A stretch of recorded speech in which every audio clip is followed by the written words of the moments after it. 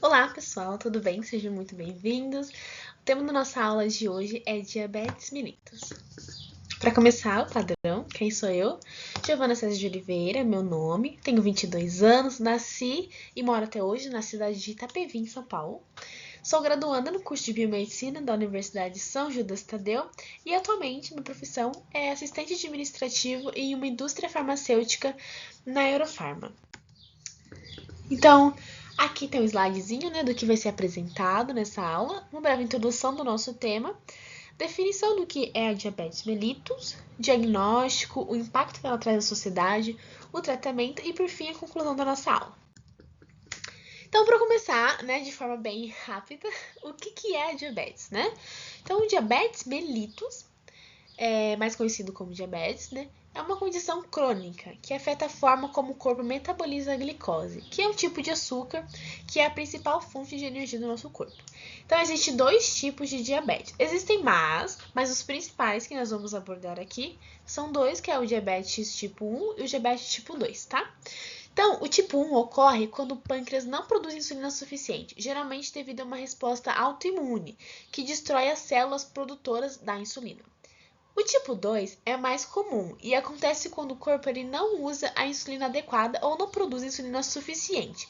Então, esse tipo está frequentemente associado a fatores como, por exemplo, obesidade, sedentarismo ou genética. Então, os sintomas da diabetes mellitus vai incluir sede excessiva, urinação frequente, fadiga e visão embaçada. Então, é muito importante o controle da diabetes, né?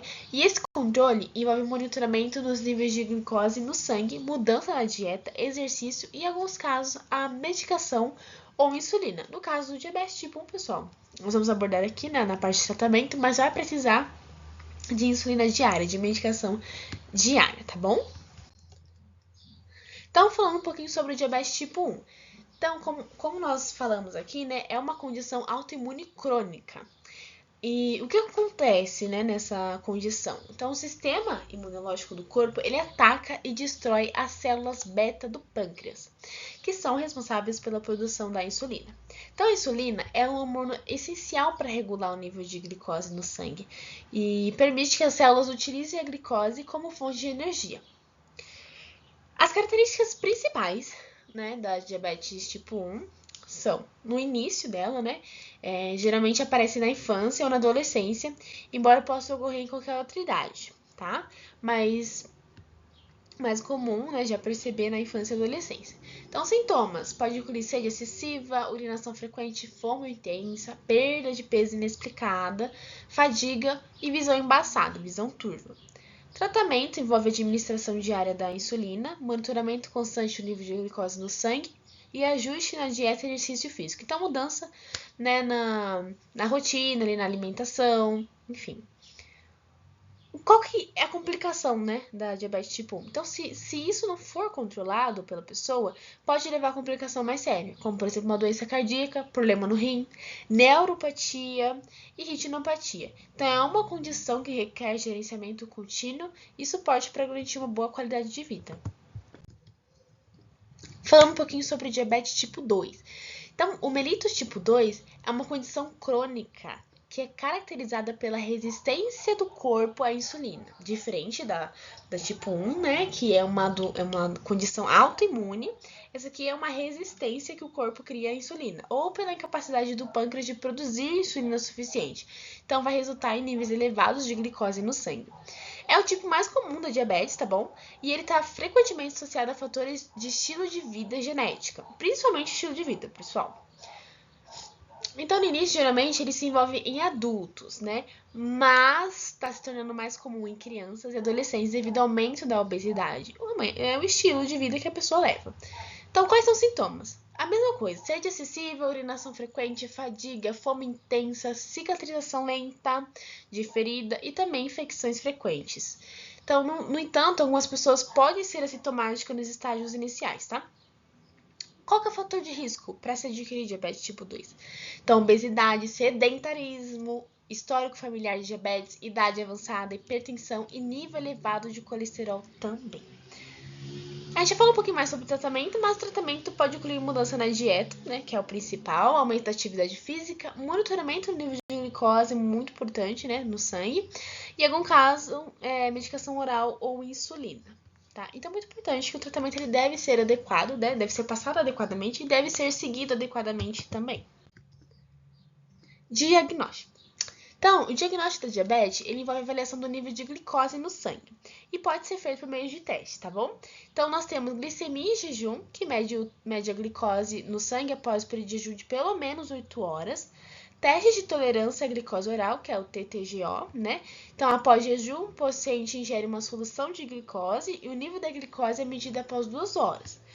Nós temos também a glicemia aleatória, que é um teste de glicose em qualquer momento do dia. Hemoglobina glicada, que é um exame que mede a média do nível de glicose dos últimos 2 a 3 meses, mais ou menos, tá bom? Então, esses testes, eles vão ter um padrão, um número padrão, né? Então, se ultrapassar esse valor, pode ser que a pessoa esteja com diabetes. Se não ultrapassar, pode ser que não. Mas isso é um conjunto de coisas, pessoal. Não é porque fez o teste, deu um valor X, a pessoa está com diabetes. Não, não é bem assim, né? O teste, ele ajuda a dar o diagnóstico, tá bom? Então, o impacto que traz para a sociedade essa doença, né?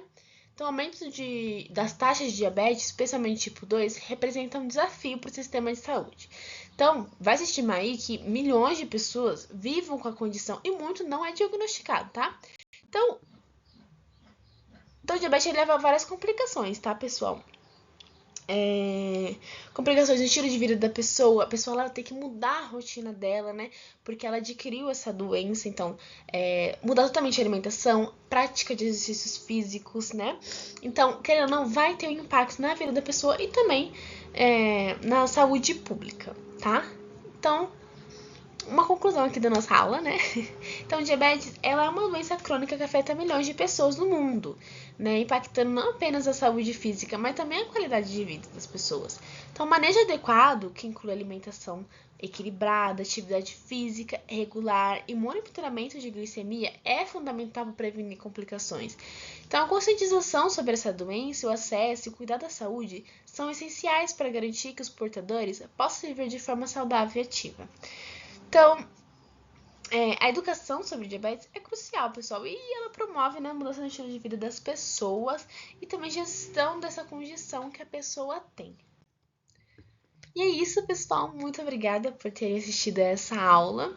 É uma aula muito interessante e também um tema muito atual, já que nossos estilos de vida, né, o padrão de vida mudou muito com o tempo, né? É muito consumo de açúcares, gorduras também, né? Sedentarismo, ficamos sentados o dia inteiro, vamos dirigindo para o trabalho em vez de irmos a pé, algum lugar assim. Claro que a pessoa que trabalha longe, ela precisa disso, né? Um meio de locomoção. Mas nós estamos muito mais acomodados a ficarmos sentados do que andarmos, do que praticarmos algum tipo de atividade física para nos ajudarmos mesmo, né? Então, é muito atual. Eu deixei aqui para vocês, nesse último slide, a minha referência bibliográfica que eu utilizei para criar o conteúdo dessa aula, tá bom? É um livro muito, muito bom. Espero que vocês gostem. Se tiverem interesse, podem acessar, tá? Podem ler. Se precisarem de mais alguma indicação de bibliografia, de revista, podem me pedir nos comentários que eu vou fornecer para vocês, tá bom? Qualquer dúvida que tiverem, podem perguntar aqui embaixo também, que eu vou sanar as dúvidas de vocês. Então é isso, muito obrigada e até a próxima aula. Tchau, tchau!